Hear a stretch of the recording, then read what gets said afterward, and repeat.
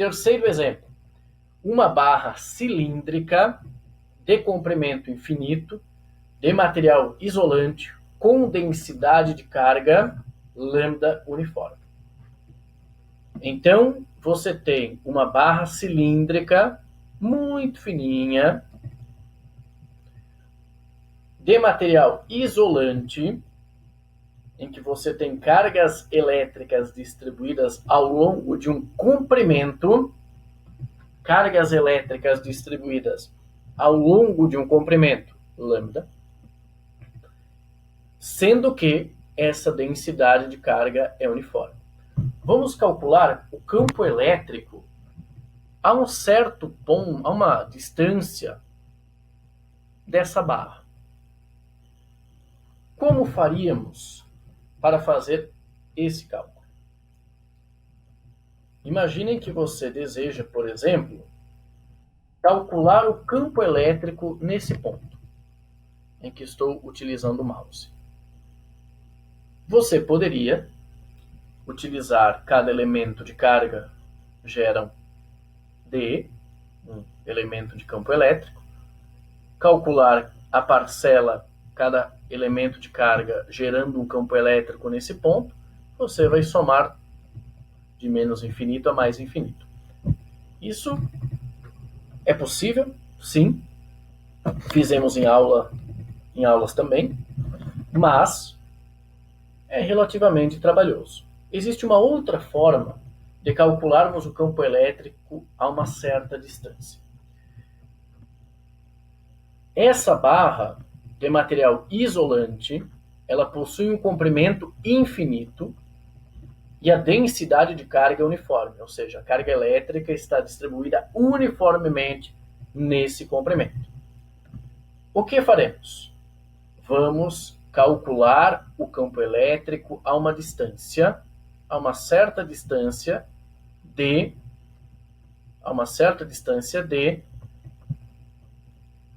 desse objeto. O que faremos então? Vamos inserir um cilindro em volta desse cilindro menor, sendo que esse cilindro menor, ele encontra-se no centro, ele passa pelo centro desse cilindro maior. Esse cilindro é um cilindro imaginário. Então temos uma barra cilíndrica, o que faremos? Utilizaremos a simetria cilíndrica. Vamos desenhar em volta desse cilindro uma superfície fechada, cujo raio é D, é a distância até esse cilindro. Esse cilindro possui essa face 1, face 3 e face 2. O campo elétrico gerado por essa barra é uniforme. Temos que o campo aponta para fora, aqui, para a direita e para a direita. Vamos desenhar agora o vetor elemento de área dA, perpendicular à superfície. Temos então dA e dA. E o dA? Nessa região 1, você tem que o E e o dA formam um ângulo de 0 graus. Nessa região 2, você tem que o E e o dA formam um ângulo de 90 graus. Então, nessa região 2, o fluxo é 0. Na região 3, o E e o dA formam um ângulo de 90 graus. Então, o fluxo é 0. O fluxo em 2 e em 3 é 0. Vamos calcular, então, o fluxo em 1. EDA, você vai ter E vezes dA vezes o cosseno de 0. Podemos implementar. Outra coisa importante é que essa superfície cilíndrica, ela não envolve toda a carga, ela envolve um elemento de carga. E a carga elétrica, ela está distribuída ao longo dessa superfície, ao longo desse comprimento. Então, essa carga elétrica que a superfície envolve, é ao longo desse comprimento H. Cargas elétricas distribuídas ao longo de um comprimento, utilizamos o lambda. Lambda é dado por dq, por dx, onde você tem um elemento de carga, vamos imaginar um eixo x aqui, um dq por dx, que é igual, estamos interessados nessa região, a carga envolvida dividido por esse comprimento que é h. Podemos escrever então Q dividido por h. Então, a carga elétrica envolvida é dado por h vezes lambda. E a área? Como vamos calcular essa área da região 1? Se nós fizermos um corte aqui, cortarmos aqui e abrirmos essa região, você vai observar essa figura. Você terá um paralelogramo. Você terá, nesse caso, um retângulo. A área de um retângulo, base vezes altura. Então, essa figura é como se você tiver um cilindro de papel. Se você pegar uma folha, você consegue fazer um cilindro desse jeito aqui. Se você abrir a folha, você vai observar isso aqui, essa figura. Então, a área é dado por essa base vezes a altura. Qual é a base? A base pode ser esse comprimento da circunferência. E o comprimento da circunferência é dado por 2π vezes d. E a altura h. Então, a área é dado por 2π vezes d vezes h. Vamos utilizar, então, a lei de Gauss. Integral de EdA, carga localizada no interior da superfície dividido por ε0. Na figura, já observávamos que o EdA, o resultado dessa integral, é E vezes A, que é igual carga no interior, lambda vezes H, sobre ε0. Mas o que é a área? Observem que a área é dada por 2πdh. 2πdh, lambda vezes H, por ε0. Então, resolvendo esse cálculo, isolando o E, temos que o campo elétrico a uma certa distância é dado por lambda, que é a densidade linear de carga elétrica, dividido por 2π ε0 vezes a distância. Esse é um resultado bem importante. Então, o campo elétrico a uma certa distância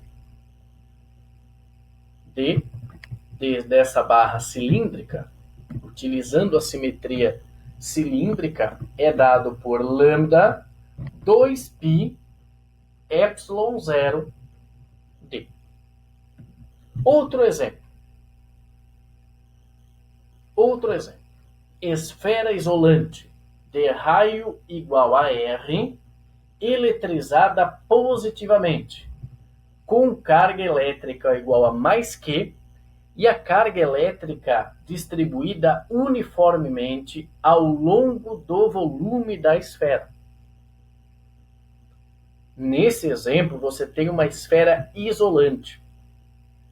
Se você tivesse uma esfera condutora em equilíbrio eletrostático, as cargas elas estariam distribuídas na superfície externa. Entretanto, nesse exemplo 4, é o penúltimo exemplo, nesse exemplo 4, a esfera é isolante e a carga elétrica ela está distribuída ao longo do volume e ela está distribuída de maneira uniforme. Letra A, determine a densidade volumétrica de carga da esfera. Letra B, determine o campo elétrico em um local em que D é menor que R. Letra C, determine o campo elétrico em local em que D é maior que R. Vamos observar esse desenho. Esse desenho representa essa esfera isolante, em que você tem uma distribuição de carga uniforme. A carga elétrica que ela é distribuída uniformemente ao longo do volume da esfera. A letra A solicita o cálculo da densidade volumétrica. Vamos calcular então. Rho, que é a densidade volumétrica, é dado por dQ dV, ou carga pelo volume. Como a densidade volumétrica é constante, por quê? Porque a carga está distribuída uniformemente, basta calcularmos a carga total dividido pelo volume total. Então, ρ é dado pela carga, volume de uma esfera 4/3 de πr ao cubo, ρ é dado então por 3Q sobre 4πr ao cubo.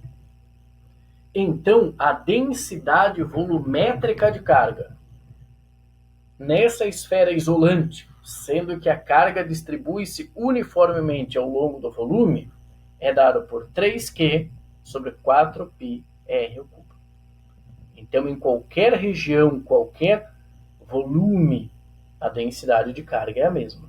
Então, em qualquer pedaço, qualquer volume que você tenha, a densidade de carga é sempre 3Q sobre 4πr ao cubo. A letra B solicita que seja calculado o campo elétrico em local em que o D é menor do que R. Vamos fazer um exemplo, então. Vamos desenhar aqui essa superfície gaussiana, está representada em azul, é uma superfície esférica. Essa superfície gaussiana, ela envolve agora, ela tem um raio Rzinho, ela envolve uma carga menor.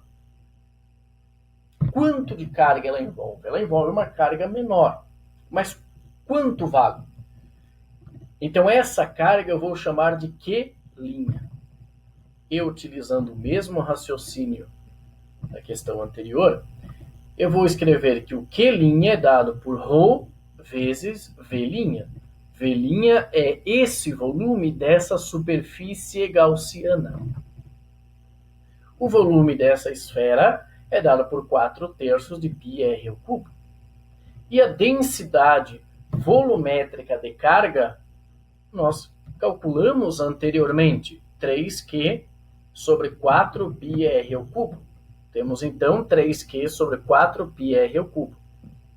Desse resultado, temos que a carga linha, essa carga envolvida Q', é dado por Q sobre R ao cubo vezes R ao cubo.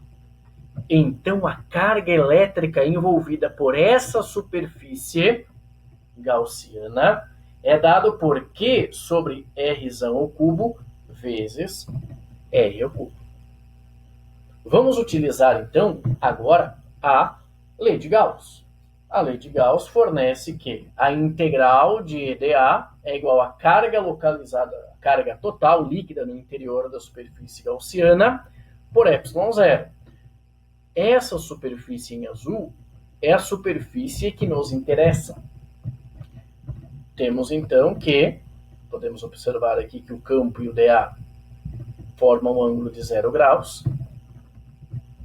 Então o resultado dessa integral fica E vezes A é igual à carga localizada no interior por ε0.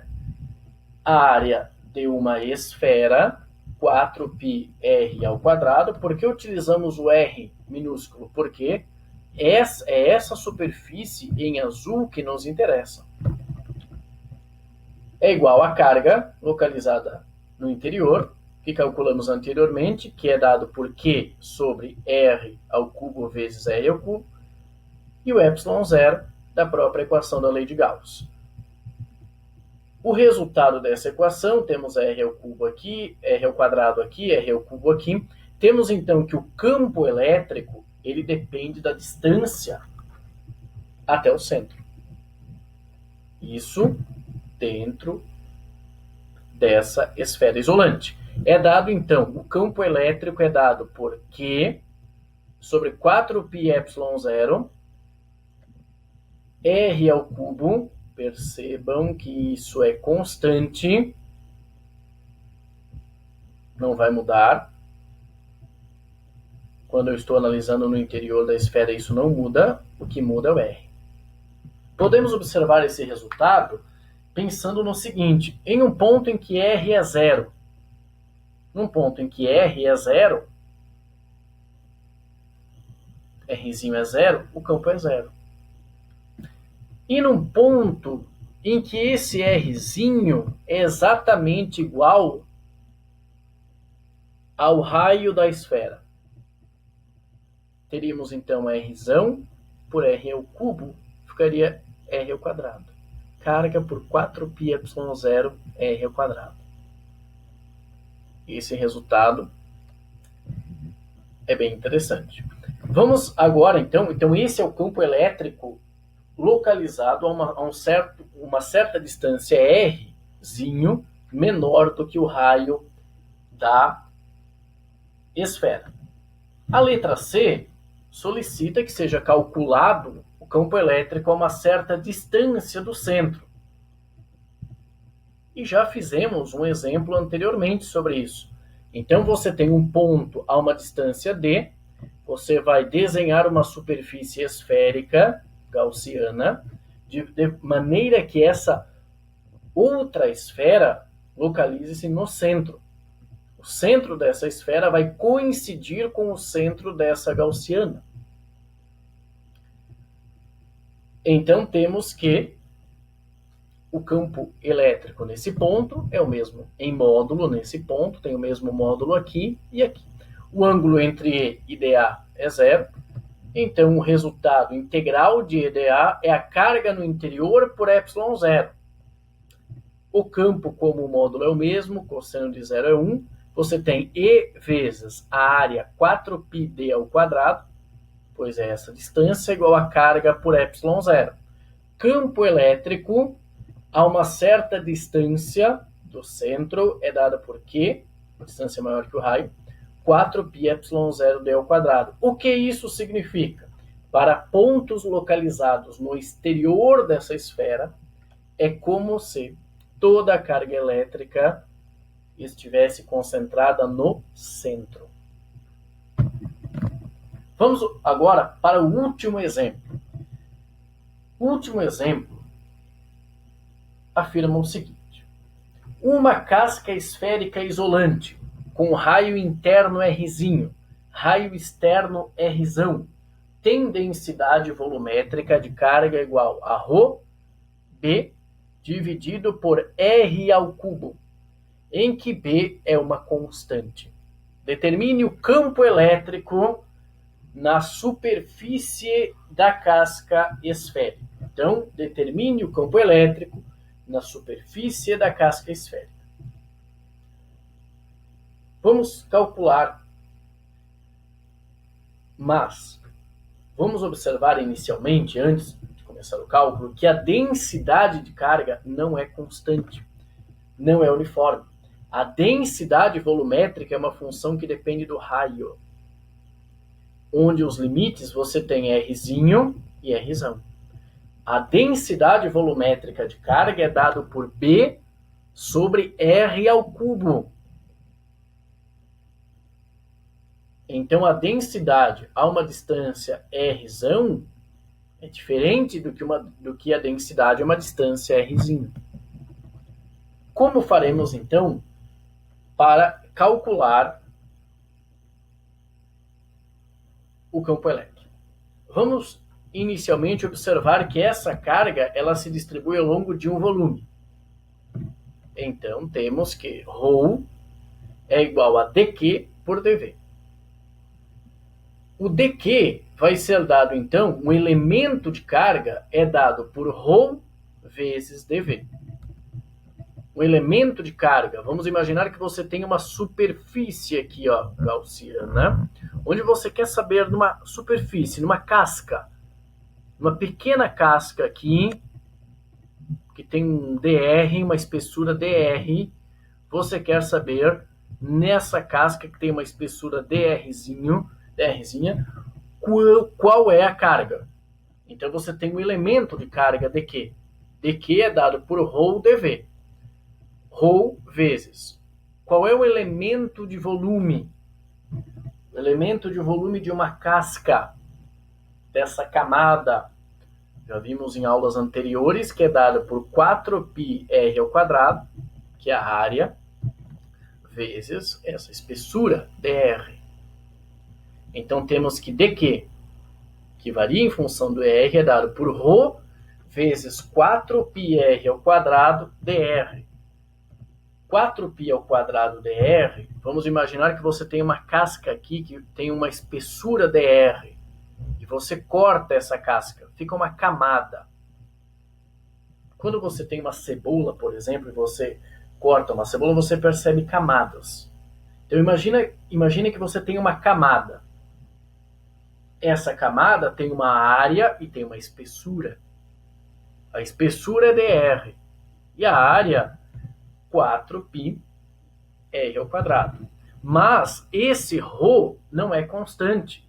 De acordo com o exercício, esse ρ é dado por b, que é uma constante, dividido por r².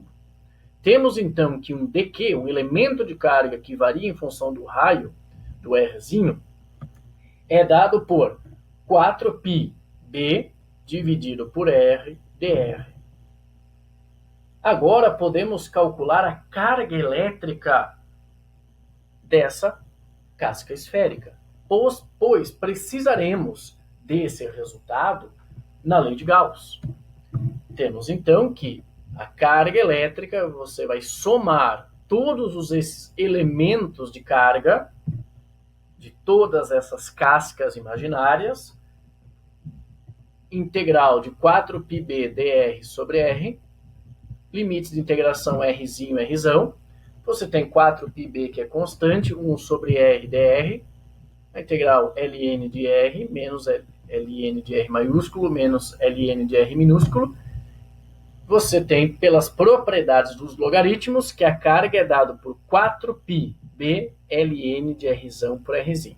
Essa carga que nós calculamos aqui já é a carga de toda a superfície. Por quê? Porque você quer o campo elétrico na superfície. Então precisamos saber qual é a carga elétrica total dessa casca esférica.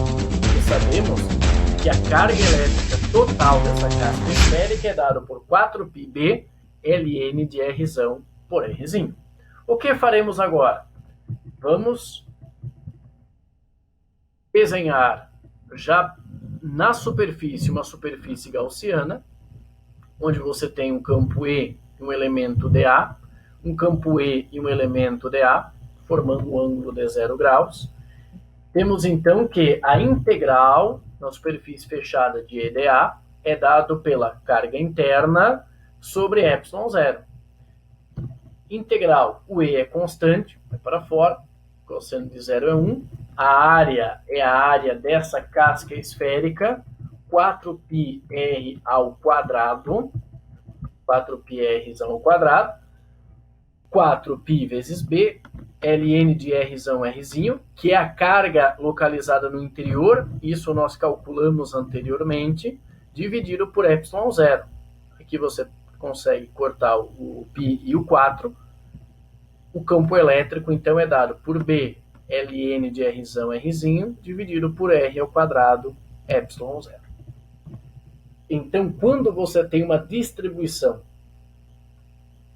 de carga elétrica, que ela não é uniforme, que você tem uma função, você vai pensar justamente nesses elementos de carga.